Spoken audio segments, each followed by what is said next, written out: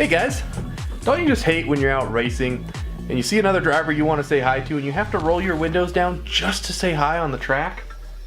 Me too. Let's do something about that.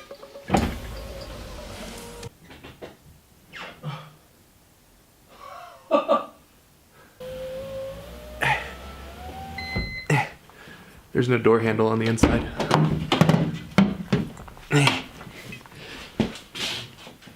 That's right, guys. So continues the saga of my E46 M3 race car project. Now, in my last video, I took out the door panel, the airbag, and the vapor barrier in the mini pieces that it came in. But today, we're going to go ahead and take out this trim right here, the window itself, the motor, and the regulator. Kind of the regulator and motor are one thing, but all that's coming out. Last video, I was able to get 30 pounds out of the car with the door panels on both doors. I'm hoping that this will equate to about 40 pounds of weight loss, because this car kind of needs it. Now, if you guys haven't seen my last video, I'm going to throw it up in one of those corners. I never remember YouTube, the thing is over there. Throw it up in that corner, as well as it's going to be in the link down in the description, so you can take out the door panels if you're trying to get the regulator out. But we're going to go ahead and start off pretty simplistically. We're going to get the rubber trim off first. Now, in regards to removing this rubber trim, it should be pretty simple. I've never actually done it on this car, but I'm going to assume that it's like any other, and you just pull up on it. Yeah, just like that. And as you can see, it kind of goes along the whole way there. This is going to make it easier to pull the glass out of the door. Now, I also do think I'm going to take out this back piece of trim here, the one that's behind that one. This is to the outside of the car. It's pretty simplistic as well. It just pulls up. So now that I have this guy out, almost out, there we go. Just kind of slots under there. Now that I have that guy out, that gives me plenty of room to pull the window out once I remove the bolts. Now, for any of you wondering why it was that I took out the radio on the car here, as I was going to take out the dash, and then just stop the dash project and move straight to my doors, this is why. When you pull things out of a car, it sometimes affects the computer. I know what certain things do to this car, such as removing airbags and turning on the car, but I don't know what happens when I remove gauge clusters and other things, and I don't want to find out. I decided to hold the dash project off until I was able to get these guys out. But now, we can access the bolt. There is 2 bolts, one there, and one there, and that's with the window rolled all the way up. Obviously, they're down here somewhere when the window's rolled down. Now, if you have the coupe, I believe it's the coupes and the M3s, might just be the M3s. There is an E7 Torx bit there.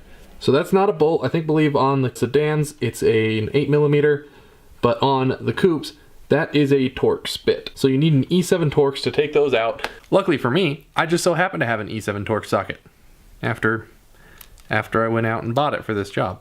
Now, before I start bothering trying to remove these bolts, there's one more thing, or 2 more things worth mentioning here. One, they're reverse threaded, which means righty-loosey, lefty-tighty. The other one is, this one over here comes out through this little hole. This one over here comes out of a hole down there on the other side of the door. Underneath this trim piece is a hole somewhere in that area right there that you can get a socket through to remove the screw for that, or the bolt for that. I'm not going to do that. See, what I'm going to do is I'm going to try and cheat the system to make my life easier. So this bolt right here actually has an E7 Torx on both sides of it, which means I can screw it from this side.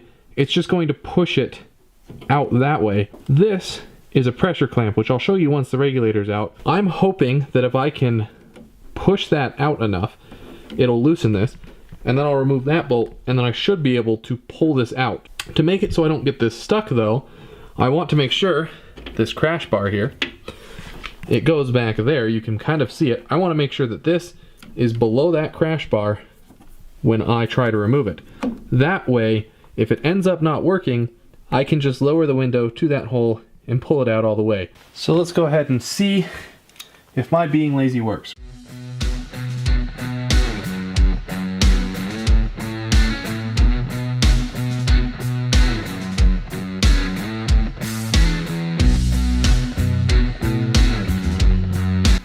And there's your bolt. So here is the bolt that I just pulled out. This is the end that I was able to reach. This is the back end. I was able to unscrew it enough that then it was loose enough that I could grab it from behind, and undo it with my fingers.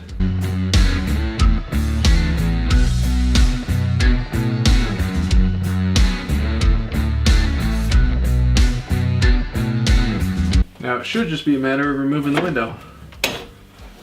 Oh, hello. Don't drop it. Now with the pesky window out, there is 5 nuts that need to be removed to get the regulator out. There's one here, one in here, one in there, one down there, and one right there. They are all 10 millimeters. Thankfully, something normal. No special tools. That is if you can find your 10 mil. These are not reverse threaded, so don't try.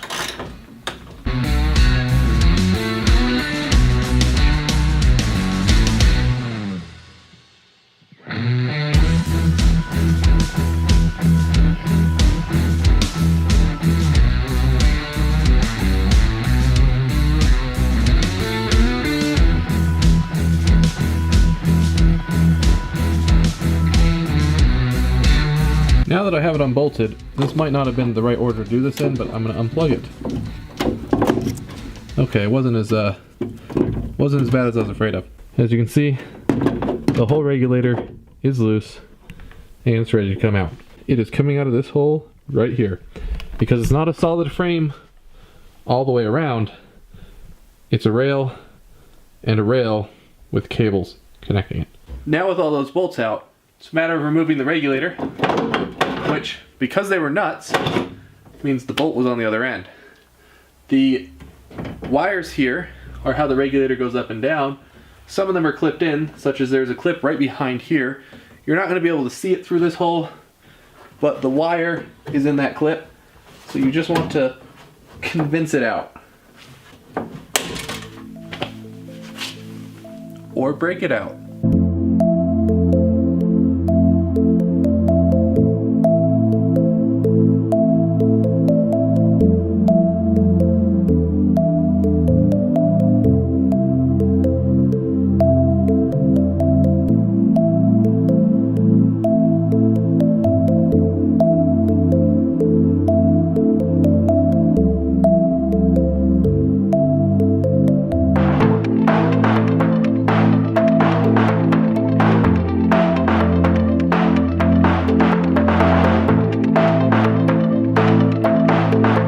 And here is the regulator out of the car. That is the end that screws in, and this is the end that's clamp style. So here's what I mean by clamp style. The window goes into that little groove, and as you tighten the bolt here, it clamps it to the window. So that's how that side works. This is the one that I tricked around. Wasn't supposed to come out the way it did, but I'm lazy. There we have it. Window and regulator out of the door. It was a little bit trickier once we got to the motor side. We got it out anyway. So no more. The amount of weight we saved is that much over there. I can't see it, but you guys can. It's some kind of magic or something. I don't know how it works. Now, I know a lot of you guys who watch my videos are not subscribed. And I know that's because a lot of you guys are DIYers. You come to my channel to watch a video on how to do a specific thing like this. But if you guys like the content, consider subscribing. It helps me out. It helps me know that people want to keep seeing these videos. Plus, I do a lot to this car and some of my other cars, hopefully here soon. So if there's something you're considering needing to get done, I'm probably going to do it at some point. With that being said, with the windows gone, this means that now when I'm at the track racing and partying, I don't need to roll down the window to say hi to anyone anymore.